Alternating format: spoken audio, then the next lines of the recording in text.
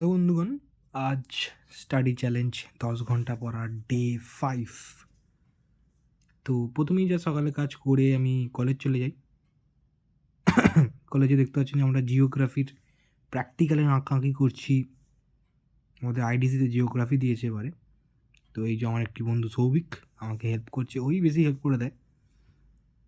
তো এই আঁকাআঁকি আমরা করছি দুজনে মিলে। আমাদের দুজনের মধ্যে আঁকাআঁকি বা পড়াশোনা মানে প্রচুর হাসাহাসি হবেই, এটা ব্যাপার যা বেস্ট ফ্রেন্ডের মধ্যে যা হয়। তারপরে আমাদের কাজ হলে আমরা বাড়ি চলে আসি 1টা 1:30টার সময়। তারপর আমি টিফিন খেতেই ভুলে যাই কলেজে, তো সেই জন্য টিফিন খাচ্ছি এখন, দেখতেই পাচ্ছেন। তারপরে একটু পোজ দেখুন, একটা অদ্ভুত পোজ, মানে অদ্ভুত নয়, ফেমাস পোজ, বাট আমার দেখুন ওফ পোজ মানে। তারপরে একটু ঘুমিয়ে নিয়ে রেস্ট করে সন্ধ্যাবেলা আবার বাকি কাজ কমপ্লিট করি।